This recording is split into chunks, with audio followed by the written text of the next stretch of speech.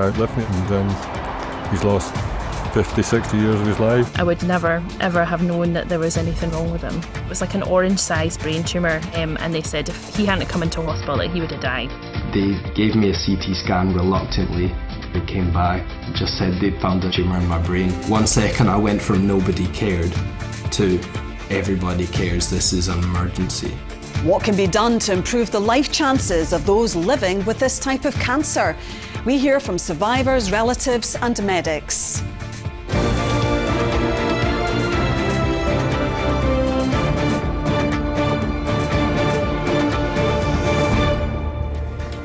Good evening. Brain tumours kill more people under the age of 40 than any other cancer in Scotland, yet they're rarely diagnosed at an early stage. Symptoms may include something as common as a headache, sickness and vision problems, making it difficult for doctors to spot.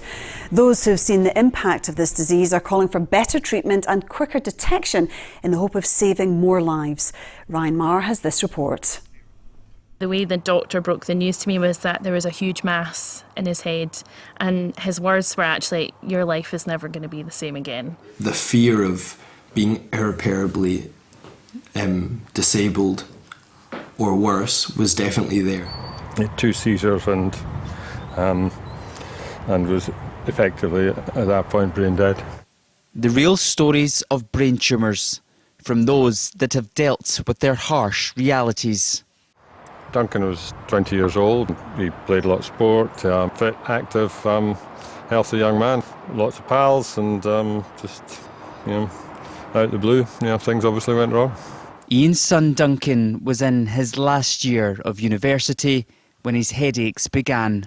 And over that Christmas before the February when he died, he just wasn't right, and we couldn't put a finger on it. He wasn't studying, and he then started complaining of headaches, and quickly he went to the doctor. But that was kind of the warning we got.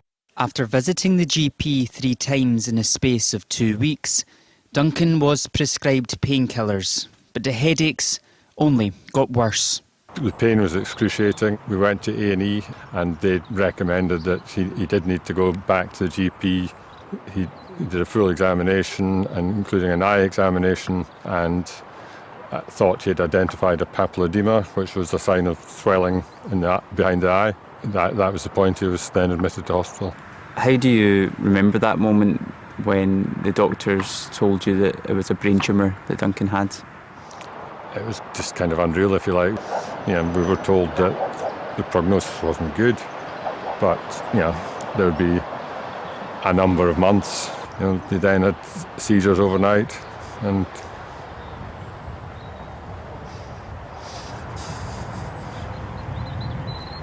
he had 2 seizures and was effectively at that point brain dead. Just 40 hours, it's completely rocked your life? Absolutely. A quicker diagnosis may not have saved Duncan. However, Ian believes spreading awareness could save more lives. I think awareness is a big thing, and support for those who are affected. Better and quicker diagnosis is really important, but the science has got to find, and the research has got to make some breakthroughs. More than 1,000 people are diagnosed each year with a tumour in the brain or central nervous system in Scotland. Across the UK, up to 2/3 of those tumours are diagnosed late in an emergency department. Opticians can play a key role in catching the cancer at an earlier stage.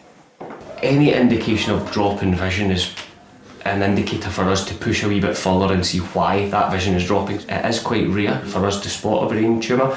I've been qualified 12 years and I think I've diagnosed 3, so the numbers are fairly low. So we're looking for differences in pupil size. After a general examination, there's then an eye scan that can provide a clearer picture. The main part we would be looking at in any suspect brain tumours is the optic nerve.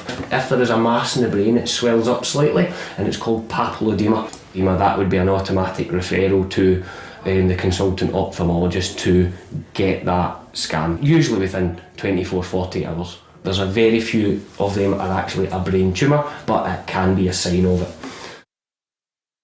Hayley's husband Matthew was diagnosed with a tumour just a year after their wedding. Like Duncan, he complained about headaches, but also memory lapses and issues with balance. I would never, ever have known that there was anything wrong with him. The scan showed that it was like an orange-sized brain tumour on his front left lobe, and they said if he hadn't come into hospital, that he would have died. So they wanted to straight away get him into surgery. So I had a phone call after 7 hours of kind of waiting to hear from the doctors, and they just said, "Oh, Matthew's up and having a cup of tea and some pudding," and I just couldn't believe it. He was just like a miracle. He was doing so well. But 4 years after successful treatment, Matthew received the news that the tumour had returned. I think we both just sort of fell to bits after that news. And that second diagnosis happened in the middle of the pandemic? Yeah, it was awful actually. She told us that they'd found kind of 2 small bits of growth in different parts of Matthew's brain, and then said, but we can't do anything about it because of COVID. Brain tumours do not wait. They can grow very quickly, and that gap of having to wait could mean Matthew's life. Brain tumour diagnoses dropped by 24% last year compared to in 2019. Experts say diagnoses have now picked up, but are still below pre-pandemic levels. Do you think that 6 months wait had a detrimental impact on his condition? I think so, yeah. I think, if they could have caught it when it was much smaller, it might not have needed to then go to surgery. Matthew made it through the surgery, but since his health has deteriorated, and 1 month ago he was moved to a hospice. Unfortunately, I don't think Matthew's got long left, I think. But for me, I don't want him to be suffering, so I almost hope, that it's not going into months, because I want him to pass away at peace. When people listen to Matthew's story, what do you want them to take away from it? Brain tumours have taken Matthew away from me. It's not just that, he's got cancer, it's that his whole personality has changed. The treatments for brain tumours have been the same for almost 40 plus years. But I think that's the really difficult part is knowing that there isn't enough treatments, there isn't a cure. It's not only better treatments, but also better diagnosis tools that would make a difference. This is the -80-degree freezers that we store the samples in. A group of chemists in Glasgow are working on a rapid blood test that could be key for early detection. We can get results within an hour from the sample being within our lab. We can detect tumours down to 0.2 centimetres cubed, which is a very small tumour. If we can identify the tumour when it's early enough, then surgery would be more successful. And then if surgery is more successful, then hopefully we can increase people's lives and qualities of lives. Brain tumour diagnoses are something that falls quite heavily on GPs. This is something that could take that strain away from them. Unfortunately, the symptoms of brain tumours are very generic. So if we use the Discover Brain Cancer liquid biopsy prior to that, we're not only able to stream people rapidly into imaging who need it, we're also able to send people back to their GP who don't need it. So not only can we help the patients who are positive, for the patients who are actually negative, we can release that toll and they can go have other investigations to find out what is actually causing their symptomologies. Do you think in 10 years' time we'll be looking at a different set of statistics when it comes to brain tumours? I think things are changing. Brain tumours have been identified as a cancer that needs research. I think if we can carry on innovating and carry on researching, in 10 years' time we will see the benefit coming through. Currently, only 12% of patients survive more than 5 years after a brain tumour diagnosis, but there are exceptions. I started having headaches about 9 months before my initial operation, so I was 12 when they started. Rudy visited 5 doctors and was given treatment for migraines, but when the pain became unbearable, his family took drastic action. We just went into A&E, begged for a scan with my dad. They gave me a CT scan reluctantly, and about 30 minutes later they came back, all sheet white, just said they'd found a tennis ball sized tumour in my brain. So yeah, that moment was quite profound. But strangely, it was actually relief that I felt. This gave an actual reason as to why my pain was there and how it could go away.